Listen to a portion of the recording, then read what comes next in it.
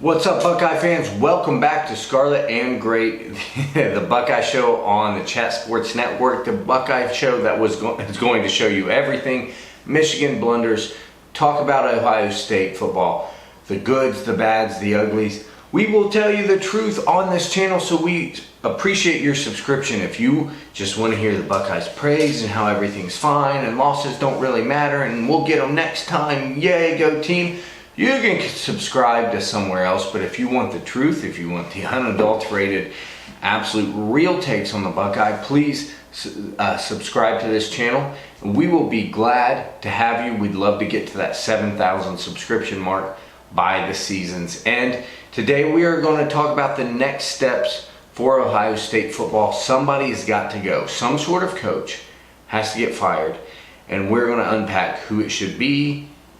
And I'm interested in your take right now. If you'd like, leave in the comments. You got three choices at this point. You can fire Ryan Day, you can fire Jim Knowles, or you can fire Larry Johnson. You have three choices. I'd like to hear your thoughts before the podcast. Go ahead and comment that below. And then afterwards, you can maybe comment again and then see what you think. All right, the reasons why I say somebody's got to get fired. Because this is we've reached a level on the defensive side of the ball, which is now trickling into the win and loss column, that against top competition, the Buckeyes fall short time and time again. Now, I get it, it's going to be very hard against top competition. There's a lot of naysayers out there that say everything's fine, and they'll just say, well, it's harder against good teams. Yeah, but I think Ryan Day's 1-5 at this point against top 5 teams. You know, I would accept a 500 record. Even Ohio State, you look and you say, yeah, it needs to be better than that. We're trying to be elite. 3-3 against top 5 competition's pretty good. It means you're a top 5 team solidly. When you're 1-6, it means you're not, you don't compete well as far as getting wins with those teams. You can say, oh, but the games were close. That's great, hang the banner. If you're here to hey, go Buckeyes, we lose close, we lose close. Again, that's not this channel, all right? So there's obviously something's broken. Jim Knowles' defense time and time again lays an egg in big games. Top 5 opponents, you have 0 good performances.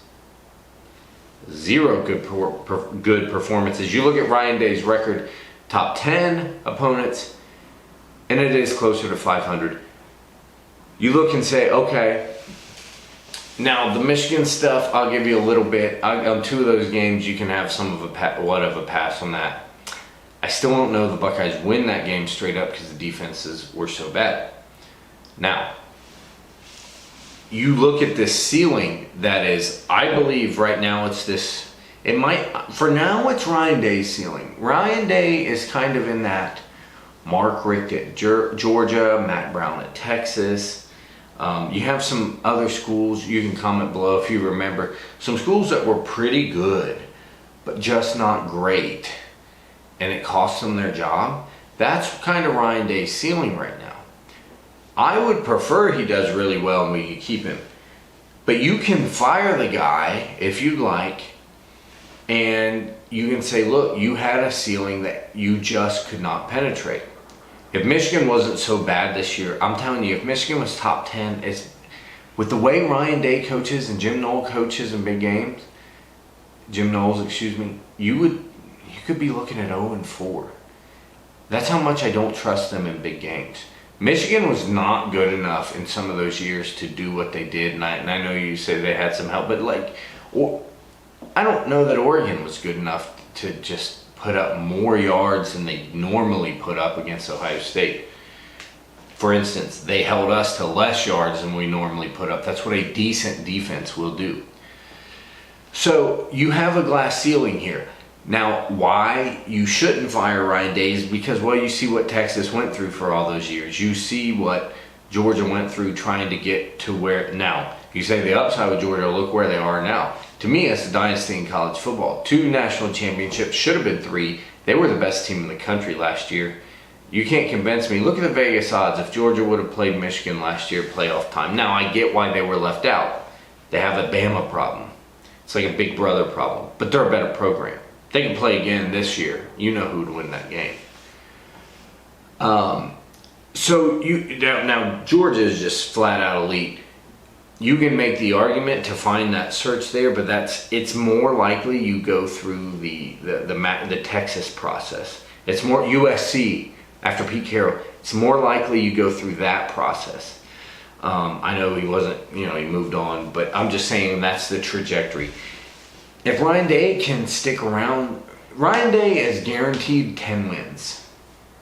One, because of the banner on your chest demands you're that much better, just talent-wise. You could just show up to work and you get 10 wins.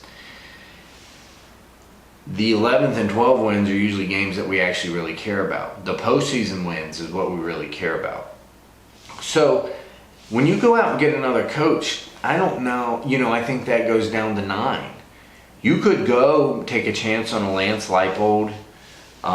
If you're really stupid, you could get the guy over at Iowa State. His name escapes me. The big move, and it's a tough sell, is you make Dan Lanning come. I know he wouldn't take the Bama job, but like you physically make him, threaten his family, something. It's Ohio State. We have resources. No, we don't have SEC resources. SEC resources, they could get him. Maybe you try a different avenue. Maybe Dan Lanning would be the move. I don't know that you could get him. If you could, let me know in the comments. If you could swap Ryan Day for Dan Lanning today, would you do it? Okay? If you have Dan Lanning, any defensive coordinator he picks works, by the way. I know it's fantasy. Then Chip Kelly, any offense works. Shoot, you get rid of Chip and make Ryan call plays. It'd be fantastic. That's an undefeated team. With this roster, the reason we're even having this conversation, you might say, why are we having this conversation about firing people? We lost 1 game to right now the number 1 team in the country. Because our roster is better than them. We spent all that. You weren't saying, we might lose to Oregon when we got Caleb Downs and Julian Sand, and I know he's not on the field yet, but all these big time moves that were going on, that all these players that returned, Chip Kelly coming in, Jim Knowles will finally get it right. You weren't saying that in the offseason. You were saying that or bust. Ohio State's not playing like that. And you can say it's only 1 game. I call it a pattern. It's a pattern in these big games. All right? If your girl continues to step out on you, you can't just say she had a bad night. Yeah, she has lots of bad nights whenever you're out of town. That's really weird. Okay? So, looking at all that, you can see why this is not, that we have some sort of ceiling here that's hard to crack. But moving on from Ryan Day comes with a lot of bad consequences, perhaps. When there was a Jim Tressel hire, he was just a Division II coach. Somebody might be out there who can do it. I just think, Matt Campbell, that's the Iowa guy's name, sorry. I just think it's a risky move at this point, okay?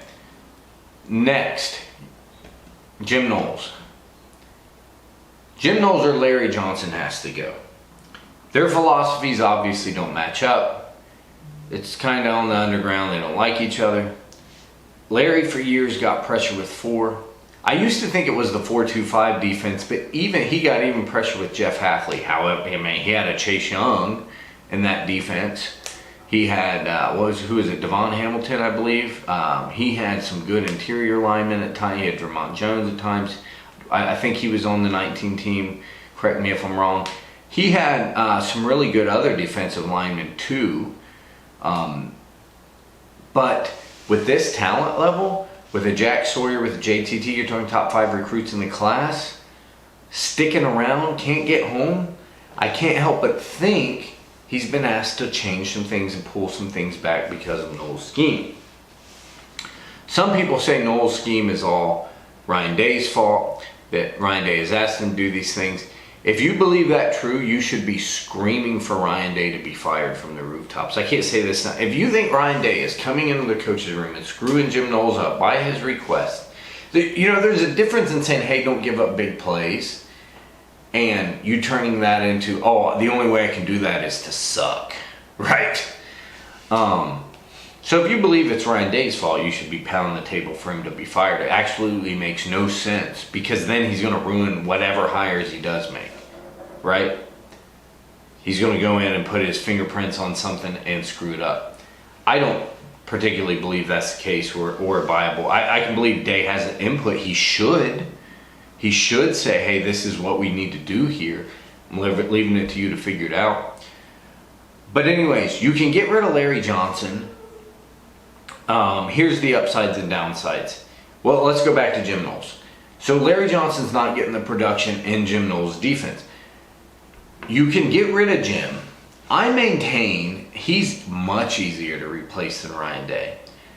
Just don't do something stupid like go out and get a Kerry Combs. Don't go get a guy who's never been offered a defensive coordinator position for good reason, right? Ever.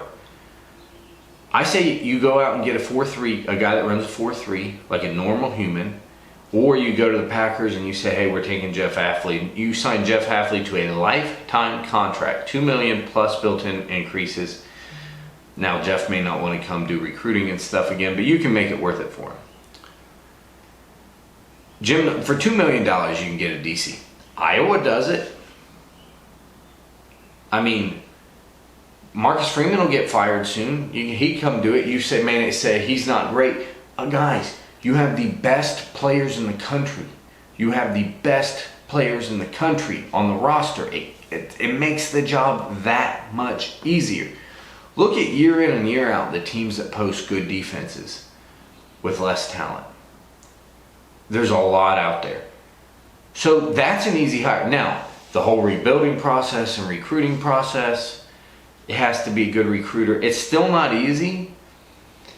And Jim Knowles, it's still hard to fire a guy that's posting top 5 defenses that they just suck in big games. It's kind of like the same thing with Ryan Day. Yeah, the Mark Richt thing. Hey, you do pretty good, but pretty good's not good enough here. Jim Knowles also apparently doesn't recruit. There's some other things, again, just laying eggs in big games. You got enough to get rid of him here, but there's consequences to that.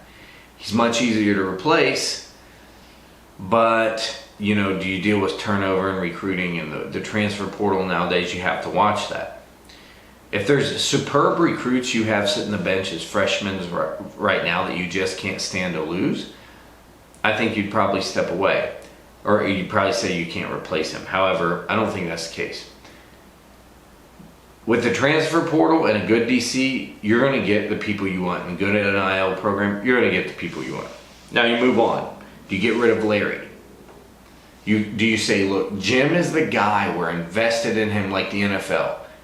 We're invested in this player because we pay more for him. He may not be better than the guy behind him, but we pay more for him. It's the game we play. You can move down to Larry and say, Larry, you're 67. Larry's a better recruiter. You could say, he's 67 though. He can't do this much longer anyway.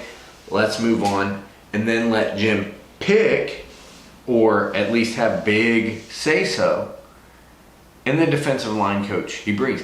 Now, at Ohio State, if this is true, that Jim is saying, hey, let's do containment and get to the quarterback all creatively, that's not, this is the creativity I want. Defensive end defeats the offensive tackle, grabs the quarterback, throws him to the ground.